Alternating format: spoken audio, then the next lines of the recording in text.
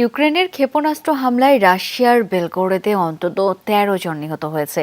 মস্কোর অভিযোগ, আবাসিক এলাকা লক্ষ্য করে ড্রোন এবং মিসাইল ছোড়ে ইউক্রেনীয় বাহিনী। তারই আঘাতে ধসে পড়ে বহুতল একটি ভবন। এদিকে খার্কিভ এবং ডোনেৎস্কে হামলার পরিধি কয়েক গুণ বাড়িয়েছে রুশ বাহিনী।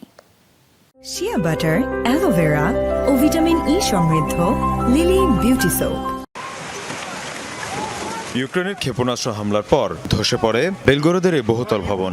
এতে ঘটনাস্থলে প্রাণ যায় বেশ কয়েকজনের। রুশ কর্তৃপক্ষ বলছে, বেলগোরোদ লক্ষ্য করে বেশ কয়েকটি মিসাইল এবং ড্রোন ছুড়ে ইউক্রেনীয় বাহিনী। এর মধ্যে পাল্টা আকাশ প্রতিরক্ষা ব্যবস্থা ব্যবহার করে 2টি ক্ষেপণাস্ত্র এবং 8টি ড্রোন ধ্বংস করা হয়। তবে একটি ক্ষেপণাস্ত্র আঘাত হানে এই ভবনটিতে। তদন্তের পর আমরা নিশ্চিত হয়েছি যে ইউক্রেনীয় বাহিনীর ছোড়া ক্ষেপণাস্ত্র বিস্ফোরণে ক্ষতিগ্রস্ত হয় ভবনটি। এরপর সেটি ধসে পড়ে। এতে অনেকেই হতাহত হয়েছে। গেল কয়েকদিন ধরে বিভিন্ন ফ্রন্টে হামলা জোরদার করেছে রুশ বাহিনী। বেলগোরোদের আবাসিক এলাকায় হামলার পর ইউক্রেনীয় বাহিনীর অবস্থান লক্ষ্য করে অভিযানের মাত্রা কয়েক গুণ বাড়িয়েছে মস্কো। বিশেষ করে খার্কিভের উত্তরাঞ্চলে চলছে ভয়াবহ লড়াই। প্রাণের ভয়ে এলাকা ছেড়েছেন ৬,০০০-এর বেশি মানুষ। কিছু বুঝে ওঠার আগেই দেখলাম চারপাশে গোলা এসে পড়ছে। আশপাশে যা কিছু ছিল সব বিস্ফোরিত হচ্ছিল। কোনো রকমে পালিয়ে এসেছি। একদিনেই 30টির বেশি হামলা হয়েছে। বেসামরিক এলাকায় চালানো হয়েছে এসব হামলা। সাধারণ মানুষদের আতঙ্কিত করে তুলেছে রুশ বাহিনী। একদিকে রকেট, অন্যদিকে কামান থেকে চালানো হচ্ছে গোলাবর্ষণ।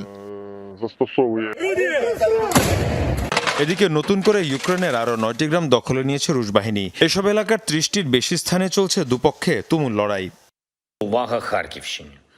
খার্কিভ এবং দোনেৎস্কে তুমুল লড়াই চলছে। এর মধ্যে খার্কিভের পরিস্থিতি সবচেয়ে খারাপ। সীমান্ত এলাকার বড় অংশ জুড়ে চলছে লড়াই। বিশেষ করে ভবচানেৎস্কে তাণ্ডব চালাচ্ছে রুশ বাহিনী।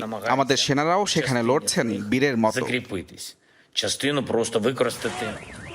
গেল মার্চে খার্কিভ দখল করে সেখানে বাফার জোন তৈরির ঘোষণা দেন রুশ প্রেসিডেন্ট ভ্লাদিমির পুতিন।